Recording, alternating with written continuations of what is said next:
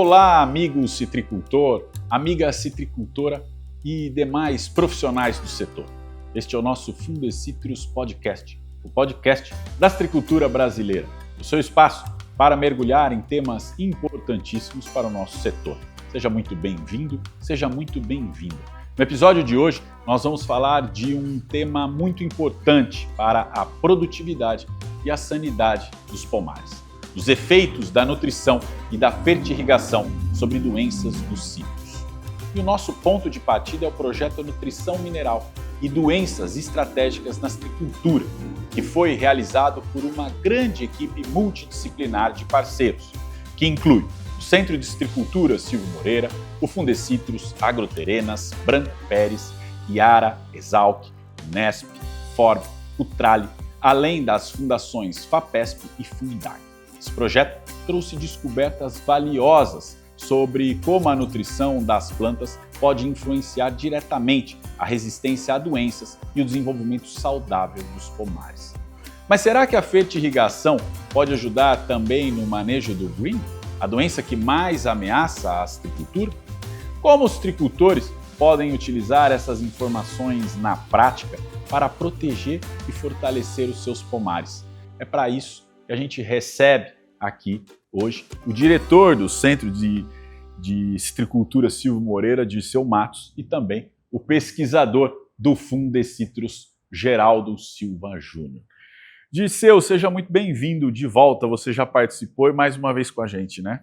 Obrigado, Brandão, prazer imenso estar aqui no Fundecitrus Podcast e trazer mais esse assunto para o citricultor. Geraldo, obrigado pela presença. É um prazer estar aqui, trazendo informações a respeito de doenças e nutrição, um assunto tão importante. Dirceu, você veio de Cordeirópolis e eu vou começar com você. Geraldo já é de casa aqui. Eu queria que você falasse sobre esse projeto. O que é esse estudo? Quando tudo começou? Quais eram os objetivos? Vamos contextualizá-lo. Sim, o projeto ele é bastante interessante porque ele endereçou um assunto pouco explorado dentro dos fatores de produção na agricultura. Pensando na citricultura, nós temos material genético, nós temos água e nós temos nutrientes que regulam a produção. E aí, com o advento, vamos buscar, já falando em doenças, da morte súbita, que veio a estratégia de irrigação e se aumentou grandemente o uso dessa técnica, a fertirrigação apareceu. E a nossa experiência não era tão grande em solos tropicais comparado com aquilo que era muito praticamente feito em regiões mediterrâneas, solos totalmente diferentes. E aí a ideia foi: quais as melhores combinações fertilizantes para se usar em fertirrigação? E nisso montamos um projeto inicialmente na Branco Peres para entender as melhores fontes do adubo nitrogenado a ser aplicado via fertirrigação. E nisso, Isso aí foi quando? Isso que eu ia perguntar. Exato, em 2009, quando nós tivemos uma condição muito favorável à podridão floral dos citros, tivemos perdas significativas de safra por conta da doença, percebemos que parte das parcelas experimentais daquele experimento tinham uma resistência, uma tolerância das plantas à doença.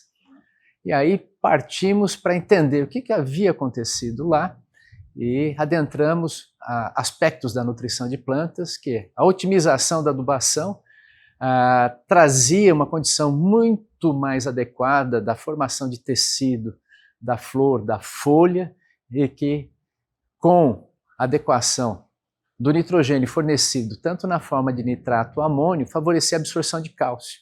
Isso, os tecidos se tornavam mais íntegros e aí menos suscetíveis às doenças.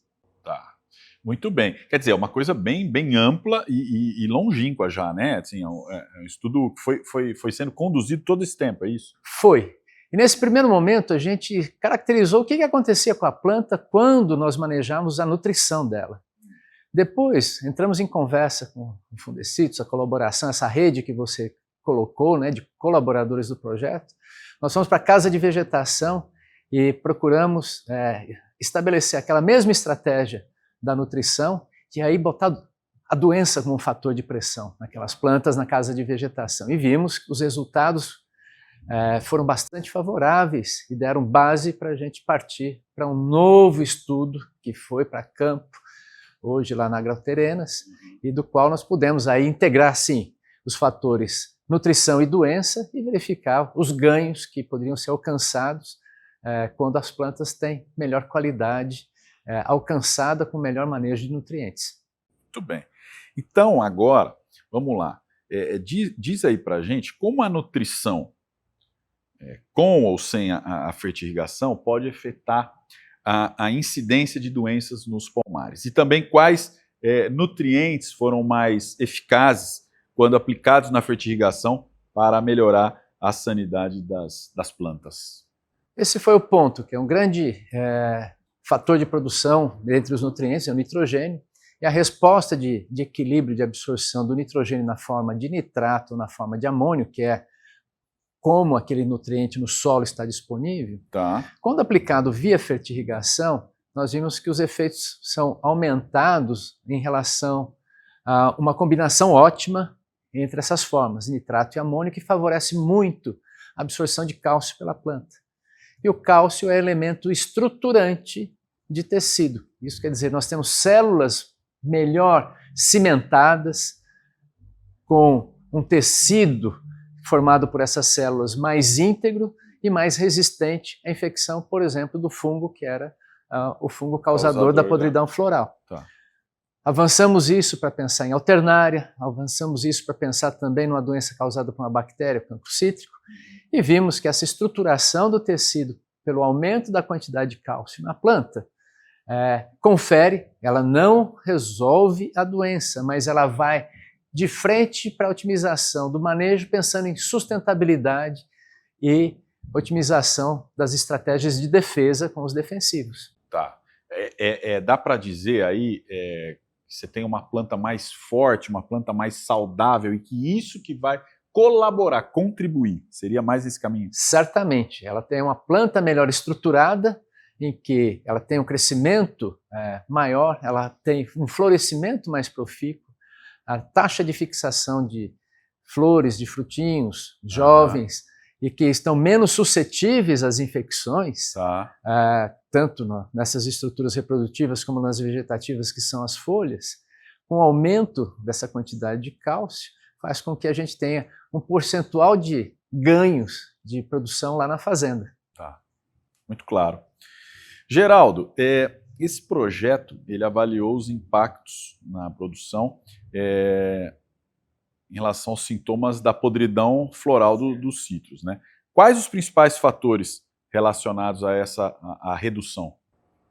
Como o Disseu mencionou, né, a planta bem adubada, ela vai, como você mesmo disse, também ficar mais forte, né? A gente imagina que o cálcio tenha toda essa composição melhor formada, parede, lamela média. O que a gente imaginou?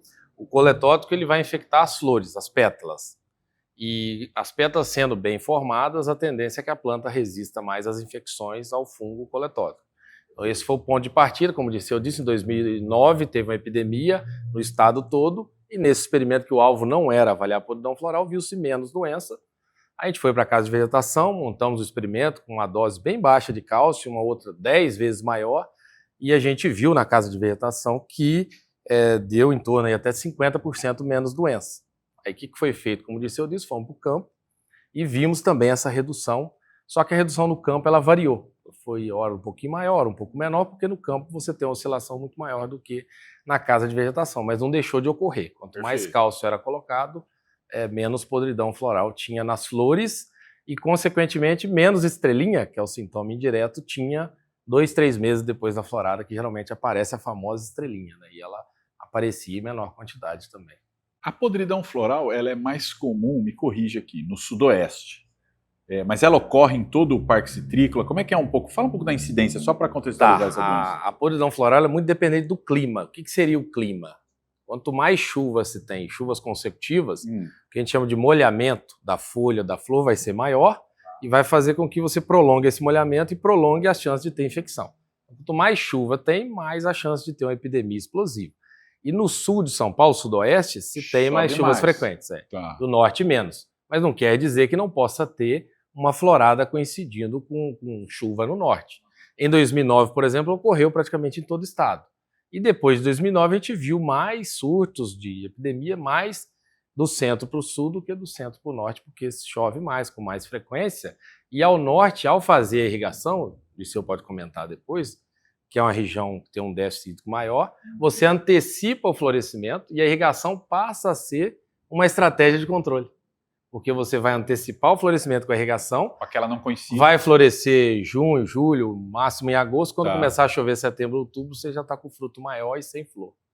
Então ela passa a ser uma estratégia também. Ô Geraldo, falando em clima, eu queria que você falasse um pouco sobre os impactos diretos na podridão floral e como as condições climáticas elas podem interagir com a fertirrigação no contexto do manejo dessa doença. Tá, muito boa a sua pergunta, porque quando a gente fez no trabalho a fertirrigação, a gente viu que tinha um efeito direto, né, da nutrição junto com a fertirrigação, com a irrigação, né, que é a fertirrigação. A gente viu também que ao fazer uma irrigação, uma nutrição muito boa, você torna o florescimento um pouco mais uniforme, mais curto. E lá no sudoeste, o experimento está montado lá em Santa Cruz do Rio Pardo, o que a gente viu? Naquelas plantas que eram bem nutridas e fertirrigadas, o florescimento ficou mais curto. E ele terminou ali em agosto, início de setembro, quando começou as chuvas. Então, o fato de usar uma boa nutrição com a fertirrigação, você antecipa esse florescimento, homogeneiza, e você passa também no sudoeste a ter chance de escapar das infecções dessa doença. Então, se tiver a doença, vai ter até 50% menos se a planta estiver bem nutrida, e fazendo a fertirrigação você pode equilibrar e tornar mais homogênea essa florada e escapar também das condições climáticas muito favoráveis e ter menos doença ainda. Você queria fazer um comentário? Tem. Trazer para vocês mais uma questão. Quando a gente falou da planta estruturada, células mais cimentadas, isso é um fato. E tem um outro que a gente percebeu, e foi muito interessante, que diz sobre a uniformidade do tecido da pétala. Tá. Você imagina que nós fomos para a engenharia, e quando você tem uma superfície perfeita, ela é lisinha. E você tem uma fórmula que você consegue, matemática, calcular quão irregular ou quão regular aquela superfície é. Tá? Olhando aquilo lá, e o que aconteceu? Sobre microscopia de luz, microscopia de eletrônica de varredura, nós vimos que aquelas pétalas onde recebia bastante nitrogênio e pouco cálcio, aí vem o conceito da adubação equilibrada, ela era muito mais enrugada. E essas invaginações, imagina que ela favorece o esporo, a estrutura reprodutiva do fungo ficar mais tempo sobre a folha, retém mais. Então, ela retém mais a estrutura reprodutiva do patógeno e ela é mais suscetível quando essa estrutura reprodutiva infecta o tecido. Então, isso é um pacote bastante interessante. Por quê? Altas produtividades devem ser reguladas também com quantidades maiores do nutriente. E se eu coloco muito mais nitrogênio e não acompanho outros elementos, eu não tenho a tal da adubação equilibrada. E a suscetibilidade da planta a esses estresses bióticos e também alguns abióticos acaba ocorrendo. Interessantíssimo. Quer dizer, você vai ter uma interferência aí geométrica até Geométrica. Questão física, né? Se você aumenta muito o nitrogênio, para várias doenças você pode ter um efeito até favorável para aquela doença. Para a doença? Para a doença. Aí saiu do equilíbrio também. Saiu do equilíbrio. Isso a gente sabe na ciência, mas vimos pela primeira vez na citricultura. Interessantíssimo mesmo. Foi entusiasmante essa história. Claro. Trazer uma solução com base em ciência para o setor. E o equilíbrio foi a presença do cálcio, é isso? Sim. Tá. Muito bem. Ô Dirceu, o Geraldo comentou sobre e você também, no seu preâmbulo aí, sobre a podridão floral. Mas que outras doenças estão no pacote desse projeto? Nós comentamos, né, logo no começo do bate-papo, por exemplo, a alternária. Né? Você falou. Nós temos um primeiro discussão de que para não ter alternária nas variedades suscetíveis, como tangerinas, o Tangur murcote, você tem que evitar brotações, você tem que diminuir nitrogênio, mas esse é o fato. Tá. Evitar brotação, diminuir nitrogênio, você limita a produtividade. Você não tem doença, mas não tem fruta. Tá? Então, qual que é a estratégia que a gente deve buscar? Dar uma condição para a planta, para ela suportar essa pressão que é do patógeno, da fitossanidade. E aí, em condições controladas, um outro colega do Centro de Citricultura, Fernando Azevedo, pôde demonstrar por infecções in vitro de que o tecido, quando recebia mais cálcio, tinha menos lesões por alternária. Essa é mais uma. E também começamos a adentrar um pouco ao cancro cítrico. Nós não pudemos adiantar muito o projeto do cancro cítrico, foi época da pandemia, mas nós tínhamos já nós tínhamos já evidências de que, observando com microscopia eletrônica, que essas lesões do cancro cítrico eram menores na folha onde você tem mais cálcio. O cálcio está se mostrando aí um elemento decisivo, vamos dizer assim. Ele é importante. Muito bem. Geraldo, qual o cenário dessas doenças fúngicas no nosso parque citrícola hoje? Quais são os desafios e como é que a nutrição, a gente pode dizer que ela, numa intersecção aí, ela adentra o manejo? É muito importante, Rodrigo, ter um manejo integrado, e nesse manejo integrado a nutrição é um dos pilares. Então, para todas as doenças, uma planta bem nutrida, inclusive sadia, sem outras doenças, você já começa a ter um pomar, uma chance maior de ter uma produção mais alta sem efeito de doença, né? E quando a gente fala das doenças fúngicas, a gente falou da podridão floral, o Dirceu falou da mancha marrom de alternária, tem também a pinta preta, várias outras doenças que você tendo a adubação equilibrada, você passa a necessitar, muitas vezes, de um controle menos rigoroso, porque você vai ter menos incidência dessa doença.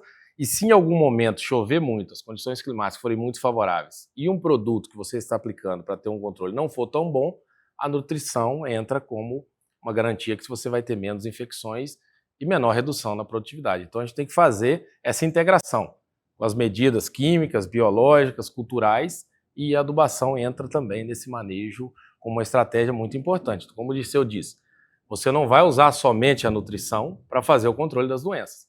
Mas utilizando a nutrição, claro. O controle tende a ser muito melhor e se escapar em algum momento, você consegue reduzir o problema. Perfeito. Vai lá, Dirceu. Você quer ver um bate-papo que o assunto chega, né? Esse projeto a gente estava focado nesse último estudo, mas nós tivemos vários estudos. Uma parte dele foi estudar o cobre. Tá. O cobre é um nutriente. E também é um elemento de defesa. No caso do cancro cítrico. No caso do cancro cítrico. Muito bem. Da pinta preta. Da pinta preta também. Envolvendo a planta. Quando você usa o cobre em excesso, nós podemos causar prejuízos para a planta. Tá. Embora ele seja um nutriente, em excesso ele pode causar prejuízos. E nós vamos estudar quais eram os efeitos também desse excesso. E vimos que nós tínhamos uma oportunidade de otimizar a aplicação de cobre. Nós tínhamos uma oportunidade de olhar a nutrição da planta com nitrogênio também, com cálcio, num sistema que permitia a planta ter uma tolerância também desse plus a mais de cobre, que é importante para a defesa. E o Fundecitrus fez um trabalho fantástico nessa questão, que é como que otimiza as doses de cobre, que é um metal que tem um papel de nutrição na planta também. Hoje a gente consegue fazer o manejo do cancro e da pinta utilizando praticamente metade dessa dose e gerou aí uma economia que a gente estimou de 250 milhões de reais por safra, reduzindo o cobre a metade e evitando qualquer problema. Os prejuízos por excesso. Otimização e equilíbrio aí, né, no uso racional. O projeto, então, ele demonstra que a adubação equilibrada, você me corrige aqui, tá? Que a adubação equilibrada com nitrogênio, aí nas formas de nitrato e amônio, vai facilitar a absorção do cálcio, que vai ter todas essas propriedades na planta que a gente elencou, desde da formação da célula até a própria estrutura da flor, situações que vão contribuir, ajudar a evitar que as doenças sejam potencializadas, vamos dizer assim. Não é que cura e nem exatamente que previne, mas contribui, né? Principalmente tudo isso que eu estou falando via fertirrigação, cujo ingrediente contribui para as melhorias na prática do manejo das doenças fúngicas. Esses resultados, eles são incríveis, né? O projeto é incrível em todos os sentidos. No seu tempo, ele tinha um objetivo inicial, conseguiu ver ali em 2009, né? Isso é maravilhoso dentro da ciência. Mas a gente sabe que a principal doença Todas essas doenças são importantes. A citricultura tem muitas doenças, mas hoje ela tem uma ameaça real, vamos falar assim, que é o green. Geraldo, você acha que esse sistema de fertirrigação com cálcio, ou você acha, você tem informações que pode contribuir para o controle do greening? Isso é muito cedo, isso está em andamento. Essa é a pergunta que o pessoal também quer saber. Né? Não, essa pergunta é muito boa e como eu disse lá em 2009, o projeto começou com a nutrição, aí a podridão chamou atenção.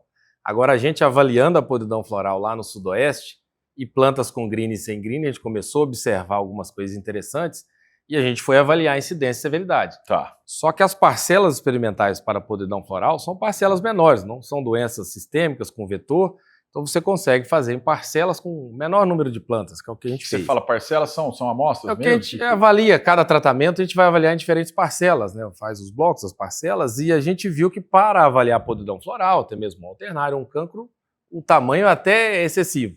Mas para o green, que é um vetor que vem de fora, as parcelas não eram tão grandes, que eram 35 plantas na linha. Ah, tá bom. E aí, mesmo assim, a gente avaliou o green, a incidência e a severidade, a gente viu que não deu a diferença em função de ser menor, você poder ter algum efeito de borda, enfim. E nesse momento, o que a gente está avaliando? Avaliando o efeito desse cálcio e também da irrigação na mitigação dos danos. Ao invés de avaliar a incidência e severidade, que a parcela é pequena, a gente consegue marcar os ramos e verificar se onde tinha o cálcio e a irrigação está caindo menos fruto. É o que a gente está fazendo agora, a gente não tem um resultado ainda, mas a gente imagina que talvez, o Dirceu pode até complementar, pelo fato do green ser uma doença sistêmica e chegar até a raiz, o fato da planta estar bem nutrida e com uma fertirrigação com água o tempo todo, a gente minimiza o estresse que ela possa ter e a gente acredita que isso vai dar uma resposta para o green. Mas a gente ainda não tem os resultados, a gente vai avaliar, a ideia é avaliar isso em áreas maiores também. Tá. Vai lá. Não, podemos fazer aqui um parênteses, talvez, e falar de entusiasmo e de orgulho. Né? Por quê? Isso que o Geraldo trouxe caracteriza muito essa rede de colaboração. E a gente, como Centro de Citricultura, tem orgulho de poder estar contribuindo, estar associado com tanta gente na citricultura que nos permite avançar. E aí eu vou trazer uma frase de Louis Pasteur, que o acaso, que é lá em 1999, favorece a mente preparada. E quando a gente bate o papo, vai lá na fazenda, vem aqui no Fundecitrus, vai lá no Centro de Citricultura, começa a discutir com diferentes formadores de opinião, especialistas, técnicos ou vivenciadores do pomar, a gente abre o olho e isso é o que chegou. Nós partimos com alguns objetivos e estamos adiantando. E olha que questão importante que nós precisamos avançar na avaliação, como o Geraldo comentou, nós estamos fazendo. Existem parcelas que o manejo da fertirrigação com diferentes fontes do fertilizante nitrogenado, nós vamos lá e cavucamos na mão, você vê que você tem mais raiz num determinado tratamento comparado a outro. E o greening é uma doença que causa um prejuízo muito grande no sistema radicular. Você tem um sistema radicular melhor estabelecido, suprido com água, com nutrientes importantes na estruturação de tecido, e talvez isso seja um fator de mitigação das perdas de fruta por queda com greening. E de repente nós vamos encontrar ainda outras questões, mas o ponto foi esse. Essa rede de colaboração que caracteriza a capacidade, a competência que nós vemos no citricultor, na citricultura brasileira. Eu quero então colocar duas questões aqui. A primeira delas, Dirceu, sem dúvida, acho que a estrutura em rede tem sido fundamental para a citricultura, para o cinturão citrícola de São Paulo, Minas Gerais, diante de uma doença tão séria, tão grave, que tem respondido, né? Conseguido fazer o enfrentamento. E esse sistema em rede, então, com Fundecitrus, com o Centro de Citricultura Silvio Moreira, com outras instituições aí do Estado que estão em parceria agora com o CPA, né? Isso daí vai gerar conhecimento, é o que você está falando da mente preparada, né? Então você tem um acaso, mas você tem uma rede, você tem apoio, com certeza. Agora, em relação ao greening, eu acho que tem que ficar... Está muito claro, vocês estão dizendo que isso está em andamento.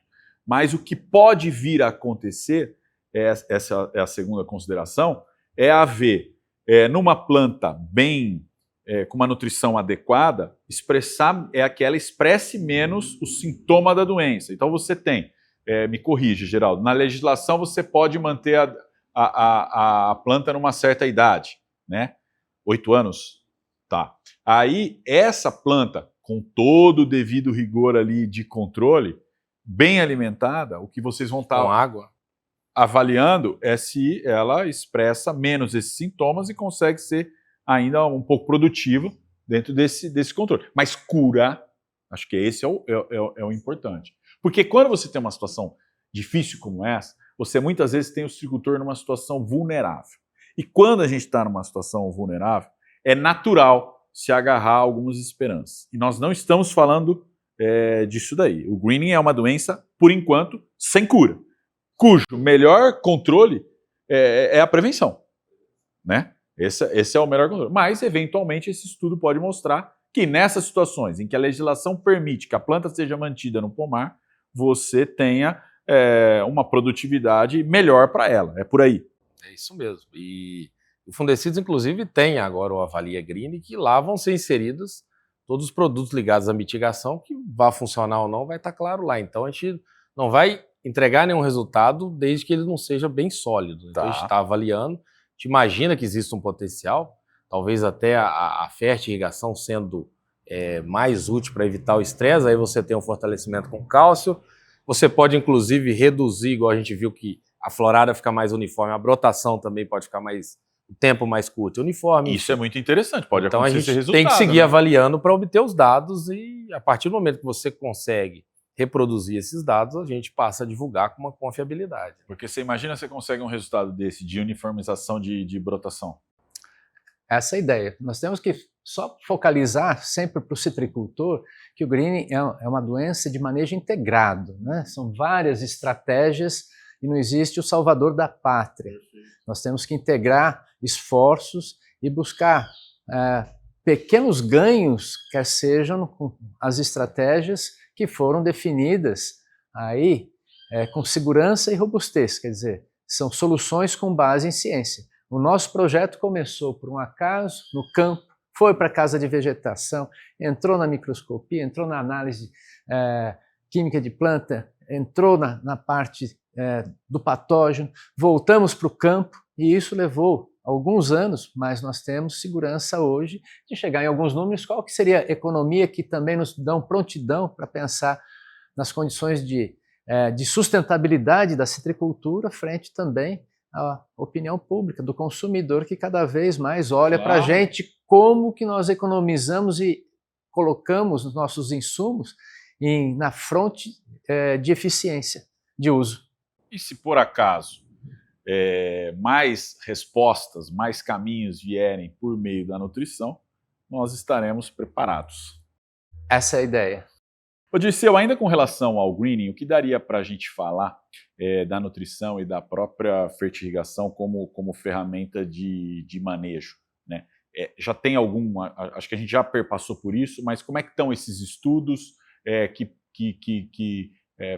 prazo de publicação, o que tem em mente aí? Nós tivemos um esforço colaborativo com o Fundecitrus, com o setor, de buscar esclarecer aqueles primeiros pacotes, chamados pacotes nutricionais, que ocorreram na Flórida, que, pensando na severidade do problema, quais seriam as ações que a gente poderia ter. E nós vimos que dentro daquela proposta, aquelas proposituras de manejo, não houve respostas positivas de que nós conseguimos diminuir a infecção e até a severidade pautada naquilo que foi corrente. Tanto é que a Flórida hoje, ela se apoiou bastante nessa estratégia e a produtividade dela, a produção dela é muito baixa, né? Não foi uma estratégia que pôde suportar a pressão da doença. Sim, não foi exitosa, não dá para dizer Não isso, foi. Né? Hoje nós estamos falando na Flórida aí, na sua casa arredondando para os 10 milhões de caixa e não houve um programa de nutrição que suportou a severidade da doença. Tá.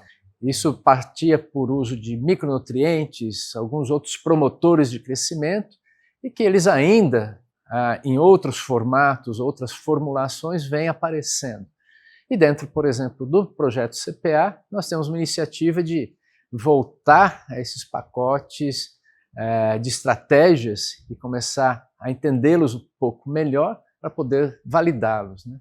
Mas em outro contexto? Em outro contexto. No contexto de expressar menos sintoma, de conseguir manter, e não de cura, não de solução, como você estava colocando. Perfeito. É essa a ideia. E disso, ver o que é possível e que é economicamente viável também.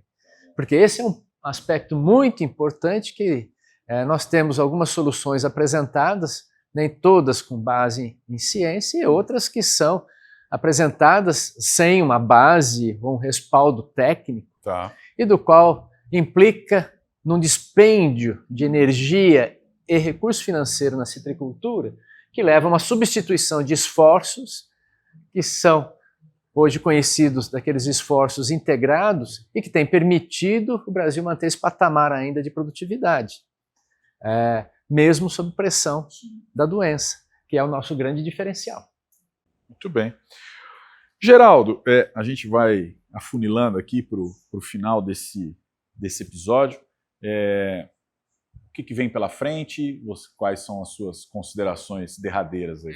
Você comentou bem aí de um centro de pesquisa com bastante instituição envolvida, e o propósito é seguir com as avaliações, tentando entender não só o que é nutrição, mas também a irrigação pode ajudar no caso do green, como você mencionou. Então, com conhecimentos que a gente tem no campo, fazendo experimentos, a gente vê que, tentando minimizar o estresse de raiz, a gente pode tentar conseguir, de alguma forma, reduzir os danos causados pelo green. Então, a ideia é trabalhar com diferentes irrigações, diferentes períodos em que serão irrigadas, diferentes lâminas, enfim, e avaliar o green em áreas maiores para tentar ver uma relação da nutrição, da fertirrigação com o green. Então, isso está proposto como etapas futuras aí para a gente tentar trazer uma resposta de diminuição de estresse e diminuição dos danos, né? Então, acho que as próximas etapas serão essas. A gente já fechou a podridão floral, conseguimos bons resultados com mancha marrom de alternária, está consolidado 3, 4 anos de pesquisa, e agora,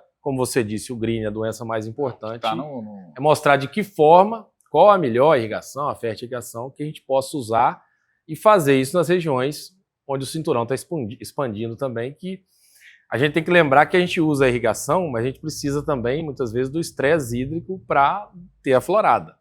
Então vai ter que ter um equilíbrio de ter menos estresse para essa planta, mas ela precisa ter algum estresse para ela florescer nas regiões que dependem do estresse hídrico. Então é trabalhar mais isso e entregar mais soluções ao produtor com o uso da água e o uso do nutriente da melhor forma no manejo do green, essa é a ideia. É realmente um nível de detalhamento que eu posso qualificar de absurdo, né? De tantas variáveis na equação, né? Ô Dirceu, mais uma vez, obrigado pela presença. Qual que é a sua mensagem final, recado para o citricultor? Bem, citricultura é uma atividade que ela vai continuar sendo significativa na economia do Brasil e na economia local, e o citricultor ele é integrante nesse sistema. Ele é um cara resistente e ele tem uma característica muito importante. Ele é ávido pela informação e sabe usá-la. Então, o recado que a gente poderia ter é: se apoie naquelas informações, tragam as suas questões para que a gente possa equacionar os novos trabalhos, os novos desafios, para que à frente continuemos com essa citricultura que ela se destaca por essas características que a gente conhece todo dia no campo, como nós temos visto. Muito bem. Recado dado pelo Geraldo, recado dado pelo Dirceu. Mais uma vez, Dirceu, obrigado. Recado dado por todos.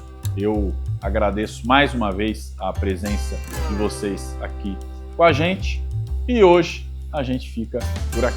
Eu lembro que você acompanha o nosso podcast também pelas plataformas de áudio. É só buscar por Fundecitrus Podcast. Curta e compartilhe sempre aqui pelo YouTube.